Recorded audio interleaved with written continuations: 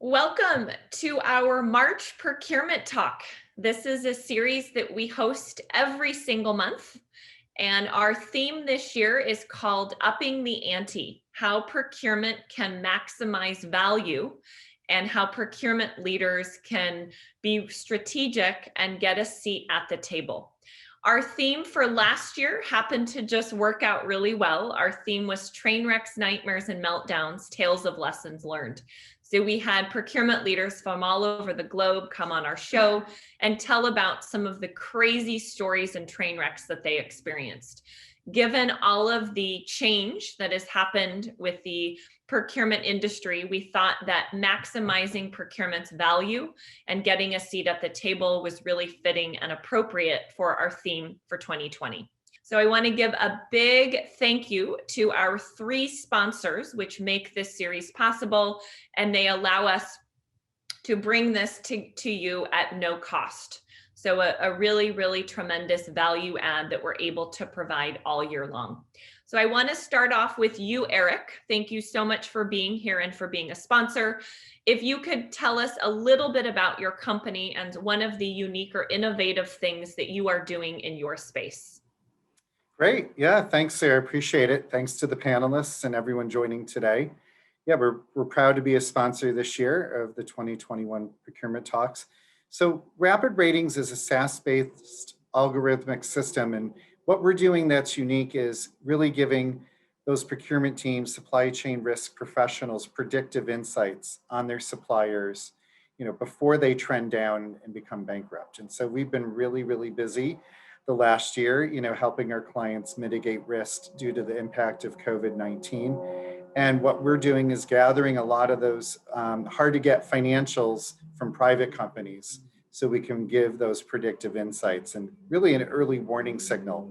So tools to allow procurement to have those conversations and to have those companies be more transparent. So thank you. Enjoy today's panel. It looks like you have some pretty nice weather too in New York. Yes, 60, I'll take it. 57. I feel like you have warmer weather than we do in the Bay Area today. Thanks, Sarah. All right. Next up, we have Manish, who is actually joining us from India today. So Manish, what time is it there? It is 11:32 p.m. Oh, okay. You're looking pretty sharp. Oh, thank you. Well, first of all, thank you, Sarah, for being the initiator of the PTalk. Definitely want to acknowledge my fellow sponsor, Ken and Eric. Good afternoon, good morning, good evenings, probably good day is the easy one to say. Good day to all the speakers. Thank you for donating your time and experience. I am one of the managing member of TechWisen Group. We are a workforce consulting and technology company where we partner with client in Salesforce, cloud migration, a SaaS-based application, and quality testing projects. And where we cannot do the project, we try to staff the project. I came in touch with Sarah when we started going to SIG, and it has been a great learning experience for me just to learn how procurement people think.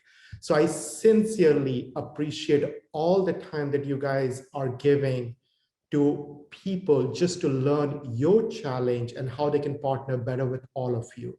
So look forward to hearing today's talk. And I am having an amazing weather. This is a perfect time to be in India because it's beautiful 80. So I'm not rubbing it on anybody because I live in Michigan. So I know what it feels to be an 80-degree weather.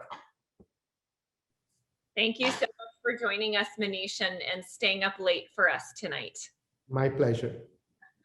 We have Ken joining us from SoCal. It looks like you're getting some sunshine today as well. Yeah, definitely. And hey, I'm going to say, Manish, dude, you're a rock star. 11:30 p.m. Man, I'd already be half asleep by that time, man. And just well said. Yeah, everybody just learning about procurement and everything. It's been real eye-opening. I've really enjoyed the last about year and a half because now I see the other side of it.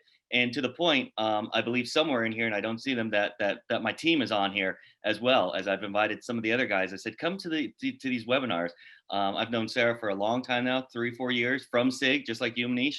and the guys, and I look forward to it reopening later this year. I already put the SIG on my calendar in Carlsbad, so I'm looking forward to seeing you guys in person, as great as this is. But yeah, hey, so Ken Bonebreak here at Worldwide Services. I'll probably reach out to most of you in LinkedIn, let you kind of know what I do, but basically we're here to lower the cost on reoccurring maintenance solutions. We'll get into more of that later, but hey, proud to be a sponsor, and thanks for having me on, Sarah. Thank you so much, Ken. And how is golf going? Golf is going pretty well in Southern California. I gotta tell you, it's getting better and better. Actually, Lisa barely missed a birdie by chipping in by about 50 yards yesterday. Just lipped right out. So we're getting our practice in. I'm ready for customer golf whenever you guys are ready. Ken is a big golfer, and I follow his adventures on Facebook. So Ken, thank you so much for being with us today. All right, guys. Thanks for having me. All right, so now we are going to kick off our panel discussion today. And before we do so, just a couple housekeeping notes. At the bottom of your screen, you will see the chat. Feel free to post comments, be funny, quirky. I see we have some Davin and some engagement starting. So Davin and crew, thank you for being with us. The speakers are free to engage. So if you want to put notes in that function, feel free to do so throughout. And then we also have the Q&A function. So if you have any questions that you want to ask a specific panelist or the panel in general, feel free to put those in the Q&A, and Corey, who is our moderator, will be managing those as they come in throughout. So don't hold them till the end. We want those to come in as your questions come up. So I am going to do a quick intro for Corey. And for those of you who know me, I'm not a fan of long, boring bios. I love fun facts, and I like to get to know people personally. So a couple fun facts about Corey. At the age of 4, with his mom's help, he mailed an idea for a game to the Romper Room show, and Miss Nancy had the kids play it on air. And he says it looked like a cross between Duck Duck Goose and musical chairs. Corey also had a short-lived hustle in grade school selling number 2 lead pencils for 25 cents each during homeroom. So Corey, you've been an entrepreneur almost since birth. Now, this was a thriving business until the teacher got wind of it and announced to the class that number 2 pencils were available by the school for free. He hates yellow cheese, as do I, Corey. I absolutely despise yellow cheese. I don't know if it's the color, but I can't eat it either. And he has a 40-year-old petrified fish fossil displayed in his home office as a reminder of the one that got away. So Corey and I have been friends for several years. He's an incredible recruiter and leader in the industry. So Corey, I want to thank you so much for moderating, and I'm going to turn it over to you. Thank you, Sarah. It's a pleasure to be here. Thank you for the invitation to moderate this great panel that you've assembled. And by the way, the fossil is 40 million years old. So just to just to know. So what I thought we'd do is with each panelist, if you would just take a moment to introduce yourself, familiarize the audience with your background a little bit, and then dive into the question that I'll ask. And we'll go all around. And if at some point you want to pick up on something another panelist has said, feel free to do that rather than just taking the question that I throw at you. And we'll see if we can make this interactive, not only with the audience but with each other. So Stacy, let's begin with you. So you are at Deloitte as a procurement leader. What I'm interested in hearing is, what are some of the things you and your team are doing to drive value within Deloitte, and especially for a professional services firm with different practice areas, I'm wondering how that comes into play as well. Absolutely. Well, thank you for having me here today. I am very excited about the conversation too, and looking to learn from all of you as well. As you mentioned, I am with Deloitte. I lead global real estate and workplace services procurement at Deloitte. I've been with Deloitte about 17 years and oversee procurement globally in those spaces for about 23 different countries. So I'm very happy to be here and answer any questions that you have in that space. In terms of what we're doing, we were really focused on, really getting connected and collaborating. And we do this a lot, internally with our procurement services internally, but also, with our customers and our client service teams, as you mentioned. And I think that the idea, or what we've seen most recently as everything has evolved over the past year, is getting the right teams together. So we've really been hosting a lot of working sessions with our stakeholders and our customers across the globe, sharing intelligence, market trends, discussing, opportunities that we can leverage activities maybe in ways that we hadn't before, and really, getting smart about how we approach all the different activities that we have, and really seeing that melding of what we do for our customers as well as what we're doing internally. And then working with our suppliers, we've always worked very closely with our suppliers, but I think there is a newfound connection with them, and really trying to, work through value engineering different solutions. For example, in real estate, we're looking at reevaluating our workplace design standards, and we're working with our suppliers to do that. What's, how the market is changing and what we're going to go back to when we go back to our offices. In talent, another example is reinventing how we're delivering executive coaching and how we use technology and how that's changing the pricing models and how we approach things and how we all work together. So it's been a very interesting year, but I think, really focusing on collaboration probably more than ever throughout both our supply base as well as what we're doing internally and with our customers. Is there a specific thing that really stands out to you that's been really game changing in some way, that the way you've had to adapt, maybe through remote working or other realities that we've had to deal with over the last year? Well, it's, I definitely think remote working's been a big factor for everybody, right? I know we all talk about the dog coming in or the kids coming in, and it's extended the work day. People are working more hours. They don't have as many other commitments kind of pulling them away. But it has changed. I mean, at Deloitte, we've been our teams have worked very remotely. We had a lot of tools already in place. So for many of us, it wasn't a huge change. But going from even being remote to being always remote and being in your homes with your families, trying to balance, the work and your life and your children. We always joke around because a lot of times when we're on calls, you might hear my kids with tuba lessons or trumpet lessons in the background, but being flexible and I think really focusing on our people too, and how we communicate. There's a lot more that we've offered our team members in terms of, creating time in their calendars for, no meetings. So we block time on their calendars for that, and doing things like that to try to, create a more easy work environment for everybody, because it has been challenging and we're all dealing with COVID and all of that. So focusing more on that. Thank you, Stacy. Let's move on to Jennifer Salentic.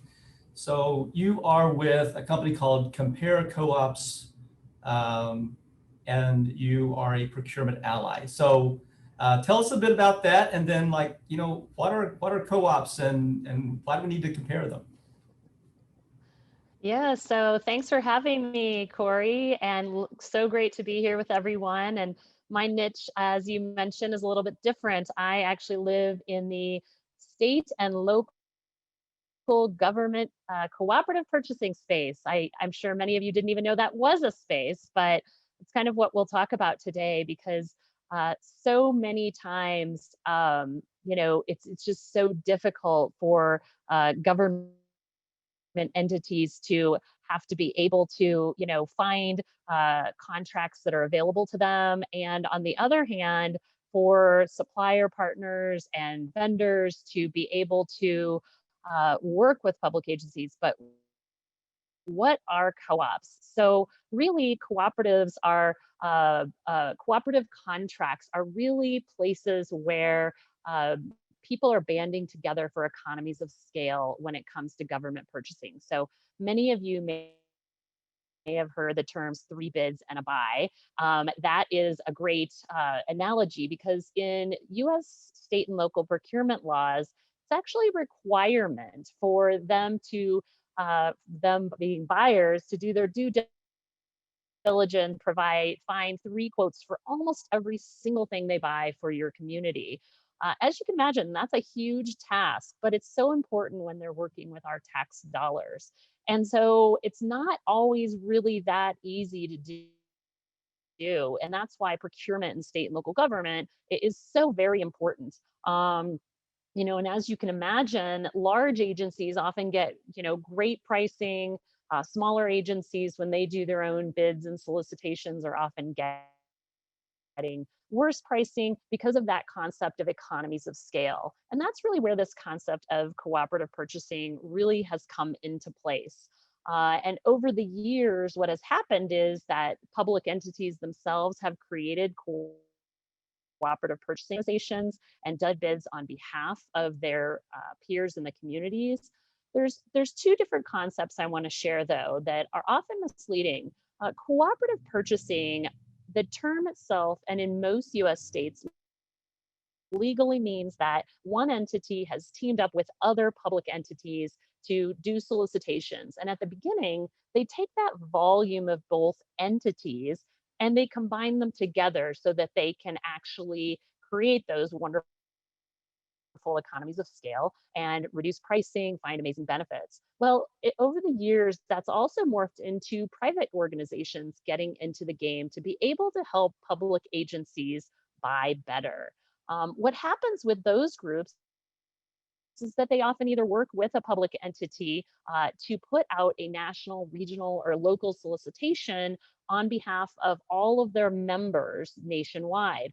And that little nuance there is that in the beginning of that bid process, there's actually not an actual volume from actual entities, but that's okay. That term is actually called piggybacking and is also legal in most states and municipalities. But both, as you know, or maybe not know, both terms are really part of this world of cooperative purchasing. And what's happened over the years too is that now that it's become such a wonderful resource to help public entities buy things more easily, more efficiently, at better prices, there have been a proliferation of many cooperative purchasing groups and literally tens of thousands of different contracts out there. And as you can imagine, makes it very difficult for public entities to figure out, how do they find contracts? And in turn, do they get frustrated when they can't find a contract, or maybe they're not sure if they're getting the best value? That's really where the solution that Compare Co-ops is providing has come into place. And it's actually a free resource for public entities that they can utilize to go on and find the cooperative contracts that they need, easily compare them, get a tremendous amount of due diligence and backup just in case they're audited, and just make sure they're getting that best value when they're using the wonderful idea of cooperative purchasing. So this is cross different municipalities, different governments, different states even.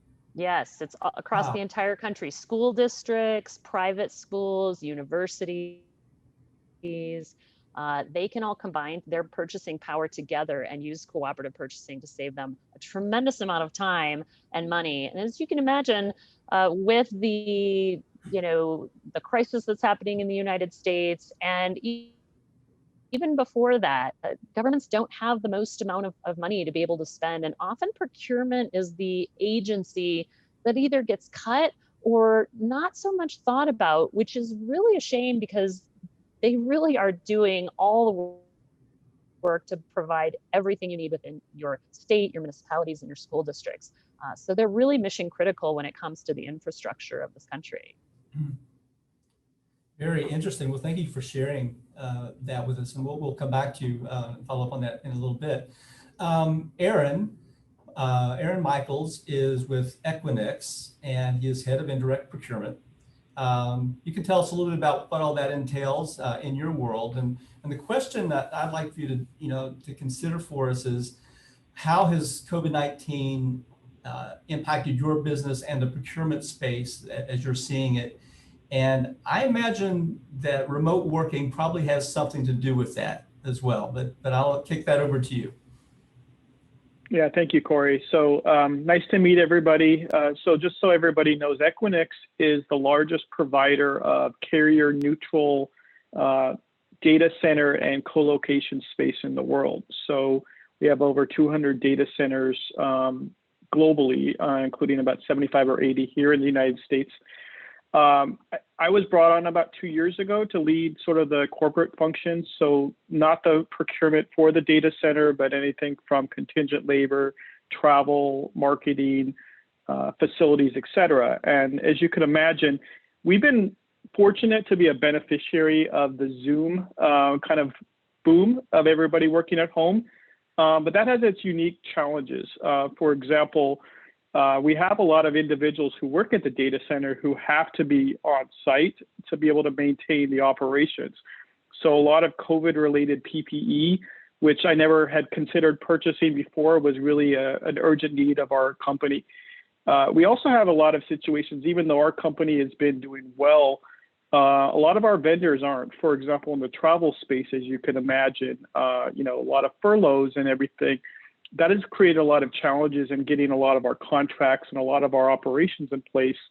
On the other hand, it allowed us to roll out a travel program globally in record amount of time because there weren't a lot of employees traveling like we normally would have had. Working through all those situations, also managing a global team, where I think one of the other panelists mentioned having employees working at all hours of the night has been a real challenge as well.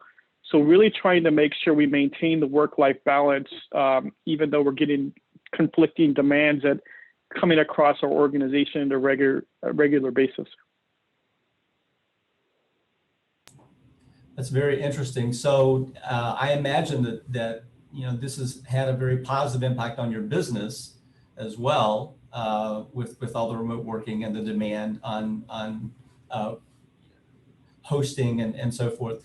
I'm wondering, what kind of pressures that has put on your team, and has that directly affected your savings targets, for instance, and other demands that you've perhaps were not anticipating?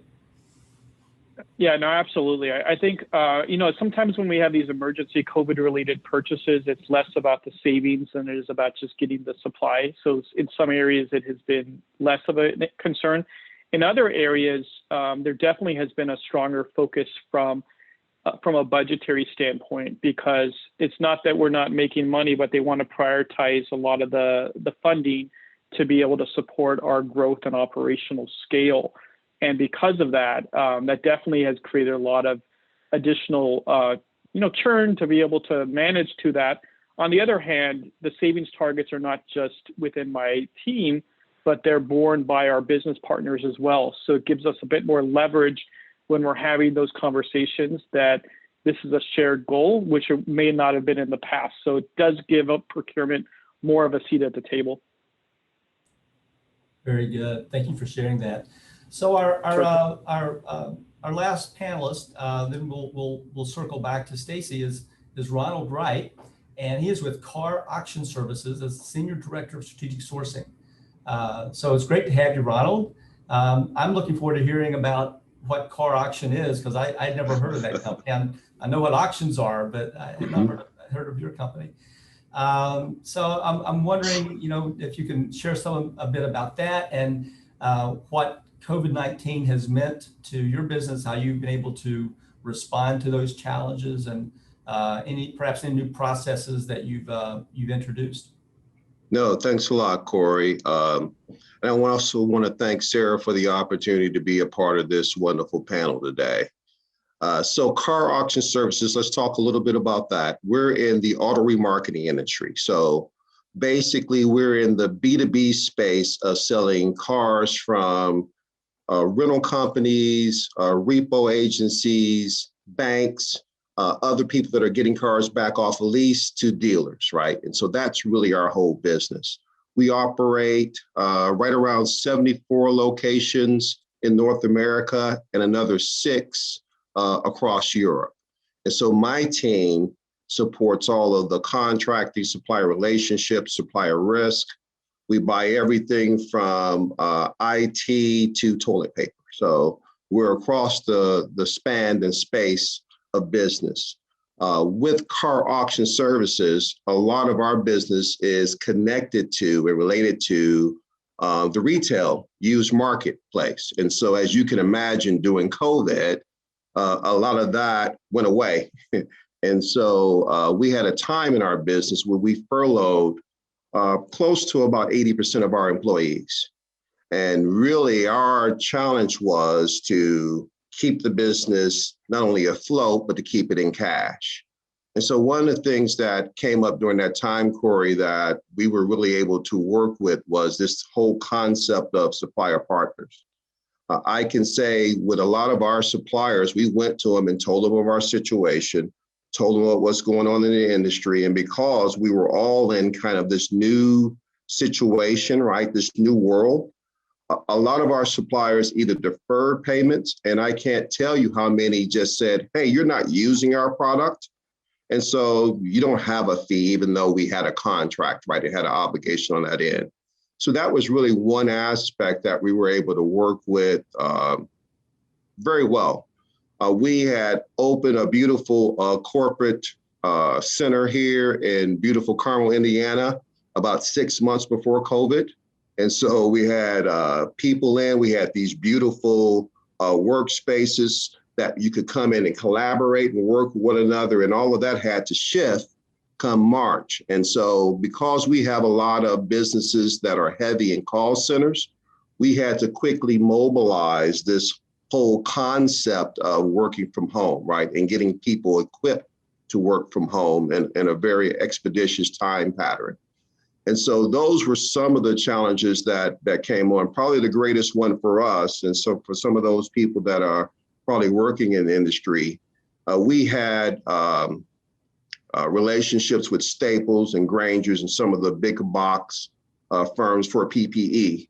And in March, there was no room at the end, and so nobody had PPE. So when we were going through the process of starting our business back up, we needed things like disinfectant, sanitizer, because one of our values was for our corporate leadership was to make sure that our employees were safe.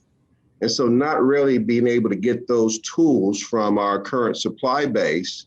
And because we were in, quote unquote, the auto remarketing industry, we had a supplier that provided to us car detail or car washing products.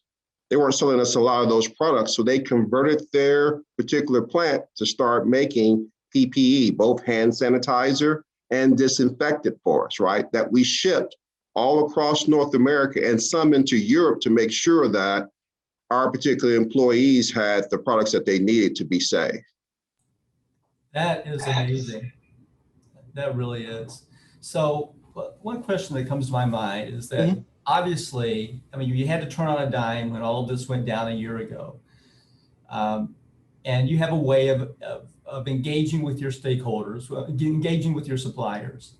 And you were able to find suppliers that would be cooperative, that would, understand, what's going on. What do you do? What can a procurement person do to set up those kinds of collaborative relationships before they have a need? Great question, Corey. I think one of the best things that you can do in those particular situations is you have to approach those supplier relationships at all times. We have this concept in my group that we talk about a true north, right? And one of our true north is we really try to work to a win-win situation between the supplier and our overall company, right? And so we have a supplier that is in the apparel market for us, right? Here in Indiana, a small supplier that actually was in some financial trouble during COVID, right? And so here where we kind of play those things forward. And so we found out that we needed face masks to go all around the United States. And so they made for us a beautiful branded, I wish I had one here, face mask with car over it that we were able to ship all around the United States, right? And the reason that relationship worked is because they knew they had a great relationship with us. that they could come to us and be honest with us about their problems and that we would respond. And the only way that happens is you have to have that consistent value that breeds throughout the entire relationship between the supplier and the company, right? Now, yes, I'm in charge of cost savings and trying to get the best deal, but I also have a senior management group that also cares about value, right? And so if I save $1, but then I don't have a product or a service that really meets the standard, maybe I save 50 cents and get that product or service that actually gets the value for us. And I think if you have that as a true north and a core value, Corey, those things really help you in your times and needs because you know that you have a relationship and you haven't commoditized that particular supplier. Thank you. That's a great insight, and I really appreciate that. Let's stay on this topic of value, Stacy, and let's talk about how perhaps the measuring stick may have changed last year, and maybe what you're thought you were going to be measured on at the beginning of the year turned out to be something different, or where you needed to find new ways of adding value. Well, I definitely think that, and I would just echo all the comments, Aaron and Ronald have made in terms of really putting the emphasis and the value on your supplier relationships and how important it is. We saw the same thing, not to go off topic here with your question, I'll come back to that, but we saw the same thing with our supply base, not just with, their response to COVID, but also the recent crisis that we had in Texas in terms of, being able to work with our suppliers to get supplies into our employees after that, after the storm hit, being able to bring in water and bring in other support. And I think it just goes back to the importance of establishing those kinds of relationships. And I mentioned it when I first started talking about, working with them to value engineer and working with them very closely through the pandemic, and how can we all work together. That this whole idea of collaboration, I think, is really something that you're really starting to see, where I think a few years ago it was a little more of I need to drive savings at all costs. Now you're seeing the real benefit of that partnership and that collaboration, and bringing smaller suppliers into the fold and growing them into suppliers that can service you globally. Is something that I think is definitely something I've seen as a trend over the last couple of years. But going back to your question, and I don't want to get off topic too much, is really focusing. Go for it. Well, I just think it's an important piece to what we're talking about, because there's so much value in staying close to how everything works and being able to call on those people when you need support. But going back to, how has the game changed? I think, coming into the first half of the year, it was, before COVID, before all of that, we were all kind of, doing the traditional procurement things in terms of working with our stakeholders and our customers to, drive value. Now it seems much more collaborative. I think, Aaron, you might have talked about shared goals. It really is everybody's kind of working together to bring innovation and bring creativity. And I mean, people used to do that, but I think it's at a different level now, where it's not just about what dollars you bring, but what are we doing to, kind of advance all of the things that we're talking about, sustainability, and, what types of suppliers we're able to bring into the mix, and equality, and really being good corporate citizens at the same time that we're saving money and we're being innovative and we're bringing value continuously. And so really trying to bring in some of that into the conversation, and working much more closely when we talk about having a seat at the table, really being advisors from that perspective to your customers and to your stakeholders. I've seen a noticeable change over the past year. I think that's been a game changer in the conversations we've been having. Has there been anything, Stacy, in particular that you've done differently to engender that deeper relationship with your stakeholders, or maybe you've done more of than perhaps the pace that you were on before perhaps didn't make that as easy to do? I mean, the pace before was, I mean, at Deloitte, it's pretty aggressive in terms of our pace and what we're doing, but I definitely think things changed.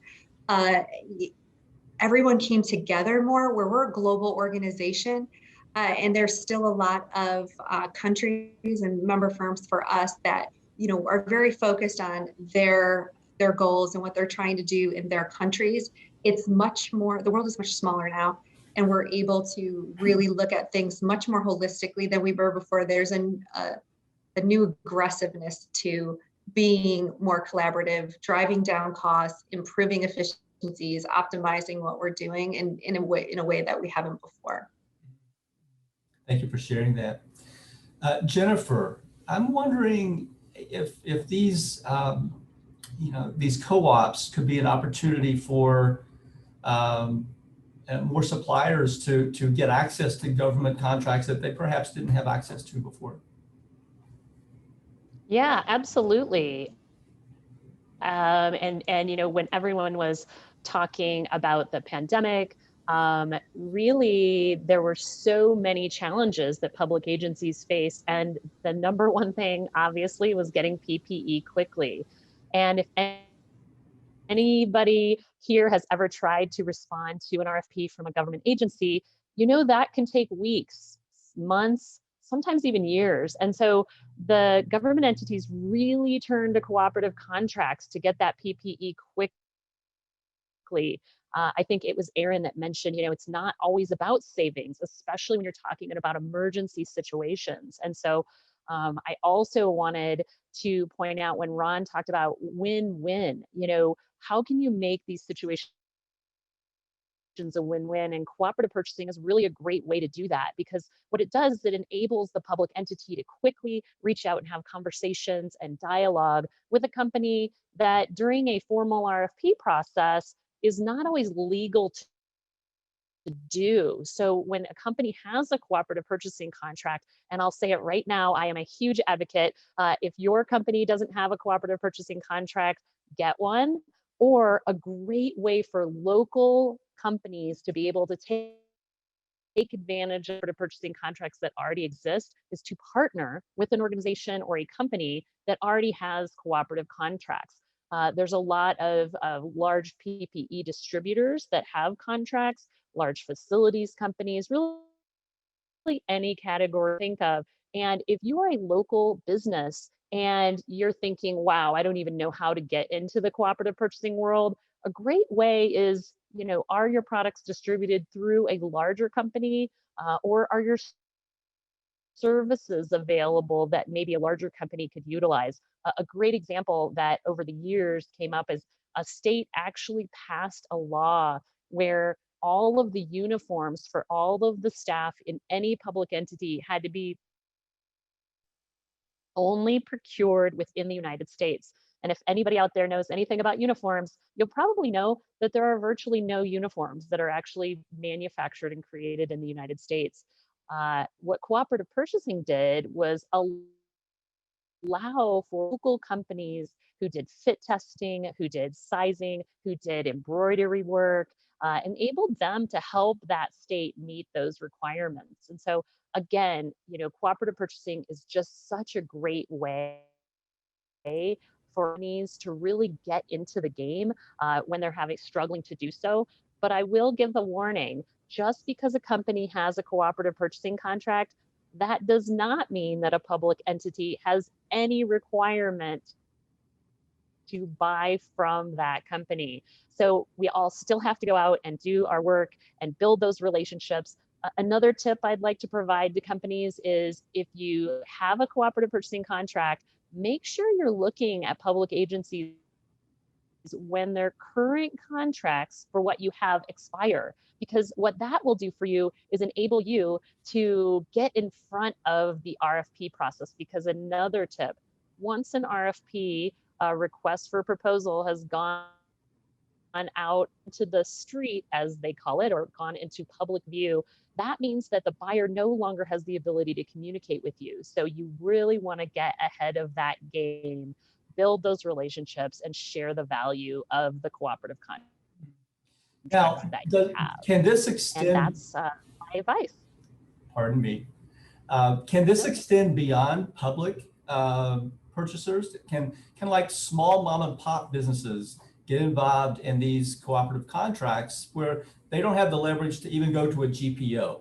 You know, so is it open to for-profit businesses? Yeah, so like I mentioned, it, you know, for-profit businesses, I guess I want to make sure I'm answering your question right.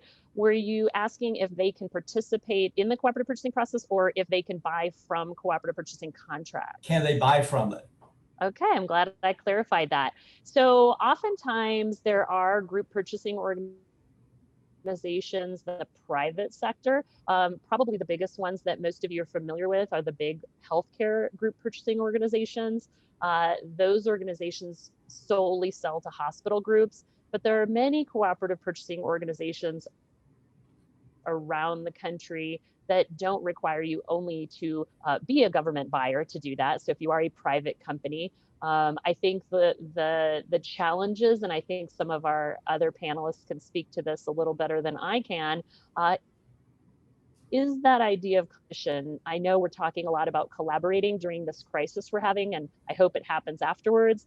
But a lot of times, large companies who buy the same things, you know, don't often like to collaborate, and so therefore it's often a little bit more difficult for a small mom and pop potentially to get into a group purchasing organization Exactly. that's related to the private sector. Right. Yeah. Very good point. Thank you. Thank you for expanding on that. Aaron, so I guess I would like to hear if you've seen some trends that that are happening to help procurement increase, have an increased strategic role. And, you know, I'm thinking about, you know, all that we've read about agility and companies that have had to move their supply chains physically, but on the, you know, in services companies and IT companies, you know, it's there has to be a different kind of agility that's happening. And so I'm wondering if you can talk about that. Yeah, absolutely. I will say that there's been an old adage in industry 20 plus years that procurement is moving up the value chain. And, you know, in my experience, pre-COVID, oftentimes that was kind of in words only. A lot of times stakeholders would perceive procurement as a contract administrative function or somebody who's coming around to cut their budgets with finance, what have you. And I really think that that has actually changed a lot with COVID. I think a lot of people have, for the first time, understood the role of, you know, supply chain management and how that's broader than just cost-cutting negotiation, working on a contractual term and condition. I'll give you a couple of examples. I think that stakeholders in my company have certainly brought my team in for other cross-functional needs, say on the sales cycle. We're working with a supplier who's a major customer pursuit. So how can we collaborate together with our sales leadership to really drive the best value because they recognize the leverage situation? Another situation that I've seen kind of on the labor side has been bringing procurement in for diversity, inclusion, belonging areas where we're looking at the contingent labor as potential future full-time employees over time, that they might become permanent employees. And from a sort of a diversity goal, they've seen that us kind of working with the supplier at the contractual level, at the relationship level, has been really integral in us getting into those areas. So from my area, you know, my team has really had to kind of pivot, if you will, as you said, Corey, to kind of from just thinking about the cost to really looking at the relationship kind of as Stacy is looking for, but also really kind of considering what are the impacts from our cross-functional stakeholders? How do we meet their needs? What type of knowledge do I need from my team? What kind of market intel do I need to be able to be successful across these many different initiatives?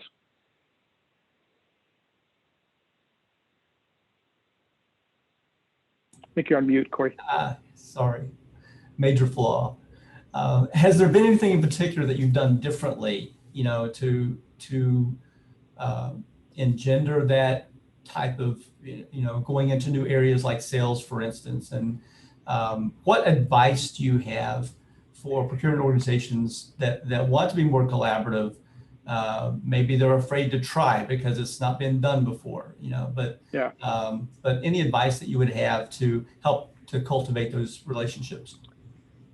Yeah, I think that's a great question, and there's a couple of different dimensions to that. I think when you're reporting up to your finance leadership on your deliverables of your organization, it's important not just to highlight cost savings, but also major transformational efforts that the group is doing. I think without that type of visibility, that won't get recognized by the team. So if you could drive something around, you implemented a program globally, this many users, put some type of metric behind it, just like you would with sales or savings, that would be a way to do it. I think with the functions, what I found is that, we work for a very collaborative organization where you're not just going to come in and preach an edict. So you kind of have to do something on a very pilot type of focus initially, really show them, hey, I'm going to partner with you, say the marketing organization that never likes working with procurement. We're not going to change which agency you want to do, but we're just going to get involved to help you drive some of your goals. Maybe it's not cost savings. Maybe it's reducing the PO process, which is really a bureaucracy for them. So try to find out their pain points, try to solve them, and slowly but surely you'll get your foot in the door with the stakeholders. Very good. Thank you. Those are great insights, Aaron. Ronald, so I'm wondering, you've talked about how your suppliers really stepped up, partnered with you, moved heaven and earth to get PPP where it needed to go. Was there anything that, I guess from an innovation standpoint, that you were able to do with your suppliers that might carry on to the future, and it wasn't just an episodic thing, but something, a new way of working together and going forward? No, a great question, Corey. I really want to bounce off of some of the themes that both Stacy, Jennifer, and Aaron have touched on. I think they've hit on some really great things when you start talking about our function, right? And my good friend Sarah knows how passionate I am about what we do. So the first thing I would say to our team and our people that are present, I don't even call myself procurement, purchasing, supply chain, sourcing. I call myself enterprise optimization. I'm a business person first. And so everything that I get in and touch has to do with how do I help to meet the overall business goals. And so that's where we start at, right? And so when we start talking about supplier innovation, anything that we would do as far as a group, we start with the overall purpose of enterprise optimization. We're business people that happen to have a specialty in procurement, sourcing, purchasing, supplier risk, and those things from that particular standpoint. And because of our unique position within the company, right, we touch everything, right? So I was just talking to a friend of mine, and they were asking me, hey, what do you buy? I was like, everything from IT to toilet paper.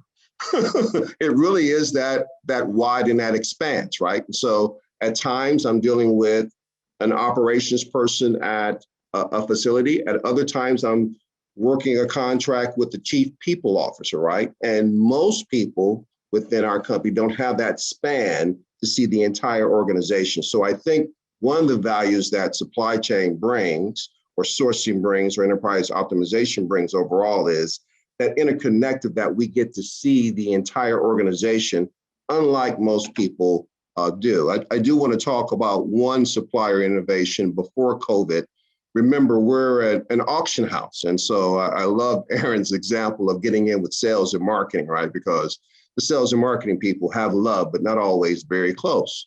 And so one of the things that we did was we developed a project with our marketing team, who is wonderful. They're a wonderful group of leaders around the company. We said, hey, how can we drive more people to the auctions, right? And one of the ideas we came up with in our kind of storming session was, hey, we've got suppliers that sponsor NASCARs and other hot cars and other things like this, racing cars. And remember, people that are in this business, what do they love? Cars. And so we set up a program with some of our suppliers that sponsored these cars, that they would bring them to the auction on sale day. And so you know what that did? That drove, we were able to work with our marketing partners, and we were able to even calculate the value of the increase of people coming because they wanted to see those cars. We weren't able really to get down to, hey, did they make extra buys because of that? But the extra foot traffic at those particular auctions was very helpful to our overall customer base, right? And our overall general managers there. So that's one particular innovation that we came that was totally out of the box because we made the decision, hey, let's talk to our marketing partners and find out how we can help them solve this particular problem. And I think a lot of times, Aaron brought it up, we don't want to get caught into this rote of cost savings, cost savings, cost savings. We really want to be where Stacy talked about value. How can we bring value to the organization? And there's so many things and so many interconnections and so many supplier relationships that we have that can be turned into other things for the company if we just look at it strategically. So those are some of the things that we try to do from an innovation standpoint, Corey, to be a little bit different and to really elevate what we do as enterprise optimization professionals. Great insight. Thank you very much. As we're at 10 minutes to the top of the hour, and I don't want this to go without addressing what I'm most passionate about, which is talent. I've been an executive recruiter in the procurement space for about 25 years. I'm seeing how things are changing. I'm seeing what companies are looking for. And I really want to hear from you guys, from each of you, on what you've learned about is important to you in selecting your team and building your team and investing in your team. And Ronald, can we just start with you? No, Corey, I think when you're looking at talent in our field going forward, the first thing I look for is someone that's able to communicate at all levels, right? I think that's just very important. Another skill that is really starting to develop because of some of the cuts that we've had within our organization is some of the projects and other things that we take up, we end up being the project leaders, right? And so you have to know a little bit about how to manage a project, how to work through a schedule, how to bring things through from that particular standpoint. We're finding that some of the things around contracting, supplier management, supplier risk, we can teach. The third one that's really starting to become prolific in our area is because we have access now to so much data on the cost sides and analyzing that data and how it's spent and where it's spent at. We really need people that understand. They don't have to be data scientists, but they have to really understand and comprehend on how to handle data from those particular standpoints, right? And then communicate those results to leaders within the company. So those are really the three that we're seeing emerge in our area around talent and what is needed in our profession going forward. Thank you for sharing. Stacy, what do you see?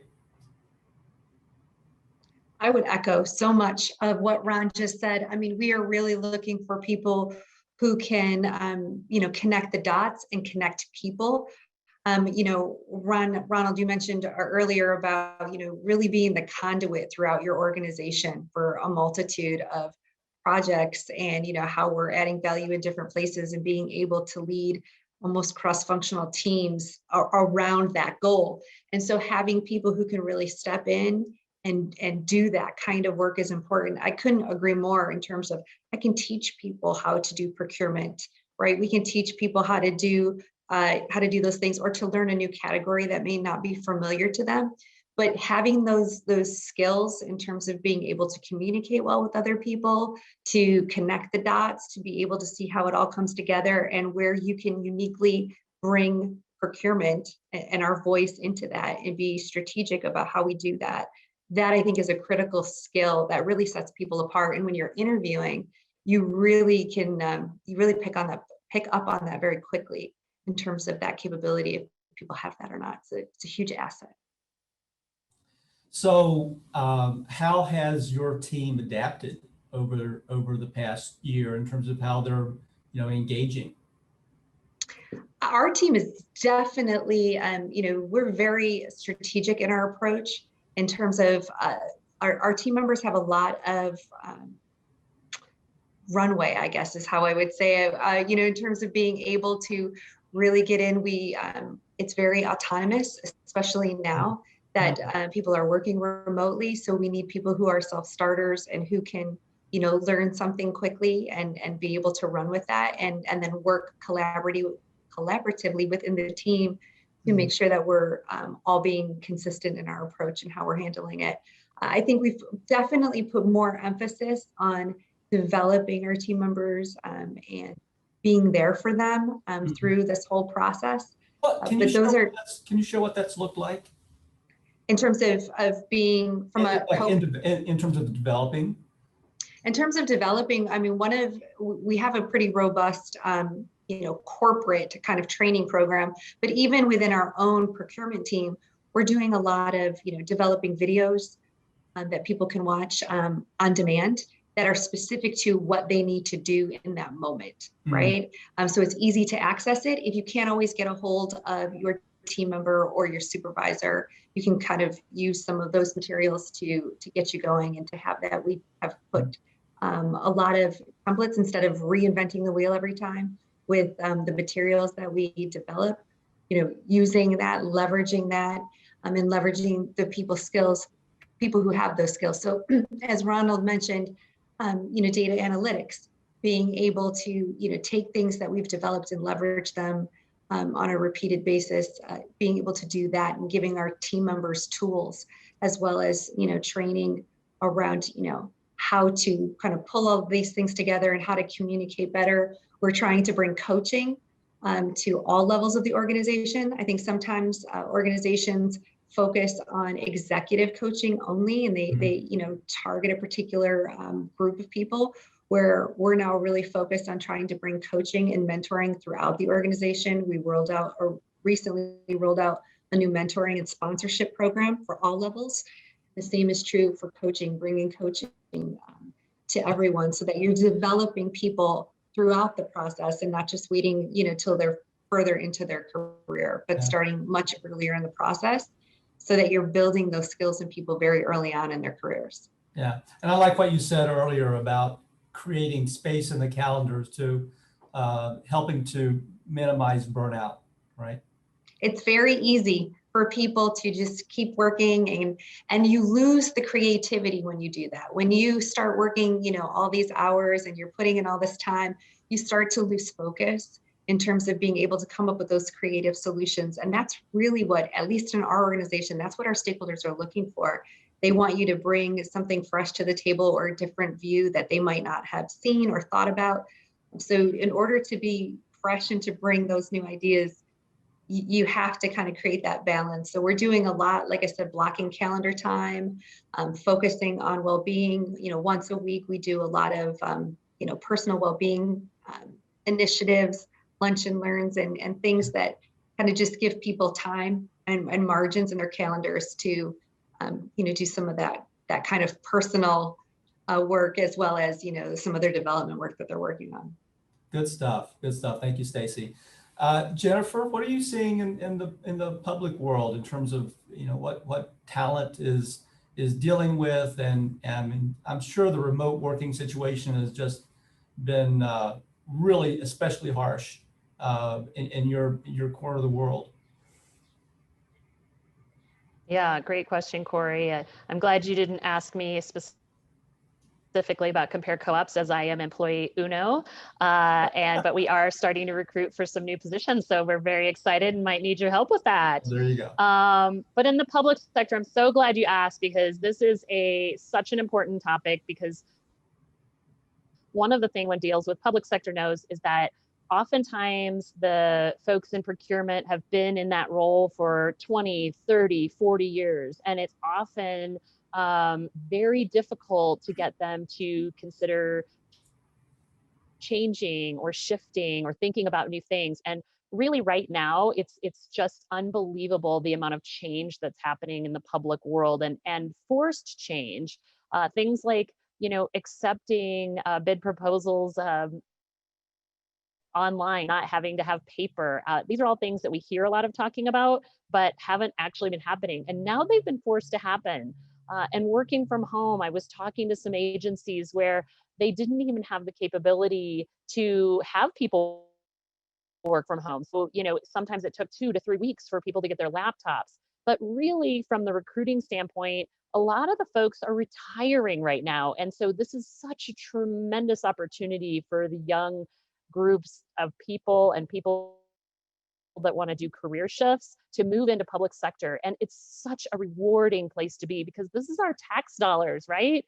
I mean, this is where the money that you spend out of your taxes goes to buy the light bulbs in your town, to help support police and fire and teachers. And so, really being that mentor, I loved, when everybody was talking about mentorship, and Stacy, the program that you guys have put in place, this has to become more important in state and local and even federal government, because they need to be looking at the next generation and looking to encourage people to seek out local and state and federal government procurement as a career. Thank you, Jennifer. Thank you for sharing that. Those are great insights, and I hadn't really thought about the aging workforce as it impacts public procurement, but that's got to be a huge thing. Huge, yeah. It absolutely is. And what happens when someone leaves, whether it's public or private sector, they take all of that knowledge with them. So it's so important to start recruiting prior to that happening and building teams. You may or may not know, but many of the public agencies across the country have one person in procurement. And so when they only have one person and that person leaves and retires or makes a career change, the next person coming in doesn't always have the tools that they need. And so that's another place that collaboration and partnership is so critical. And being able on the private side to be able to reach out and say, hey, I understand you're new at this agency. How can we help you? How can we make your life easier? How can we make you understand how our business works? We're not here to sell you something. I think that's the biggest misnomer, is that, a lot of times on the public sector side, they feel like every conversation with a company, they're going to try to sell them something. And when I say misnomer, yeah, it happens almost every time. So I guess it's not really a misnomer, but we on the private sector side have to be very conscientious of that when someone starts in a role in public procurement, that we're not pouncing, and that instead we're coming in as a teammate and as a collaborator and a way to lift them up so that they're really successful and they will never forget you for that. Good perspective. Thank you. So, Aaron, let's hear from you on your take on what's happening in terms of the talent and how that may be shifting at Equinix. And then once we hear from Aaron, I think I would like to kick it over to Sarah and see if she has any burning questions or anything that you would like to interject as we wrap up. Aaron. Yeah, thank you. I think everybody on the panel has kind of said most of what I was going to say anyway. I mean, I definitely agree with communication, critical thinking. I think one thing that I find really important is really having a bias towards action, really kind of being a driver, because we get so many demands thrown at us on a daily basis, conflicting, that if we're not on top of it, I think Ron mentioned the project management skills. If you're not on top of it and managing this actively, it could get buried and there'll be delays. And oftentimes we find that a lot of our initiatives, it's like herding cats, and it's going to be several months going through a lot of rigor to get, whether it's a contract done, whether it's an RFP, whether it's an initiative through. And if somebody's not overseeing it, it's not going to get done. Nobody else is going to stand up for that. So that's really important. I think also, even at a junior level, it's becoming more important to have some form of executive presence, because we're getting pulled into more and more conversations with stakeholders.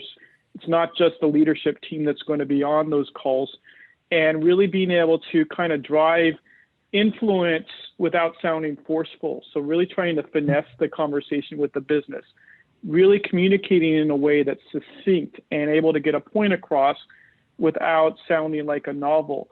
Even with my junior team members, I really instill that upon them, because they're going to be the front line. I'm not able to be on every single one of their calls or discussions with a stakeholder. So having a lot of these skills, which may have previously been done more at the executive level, are now being important at all levels of the organization.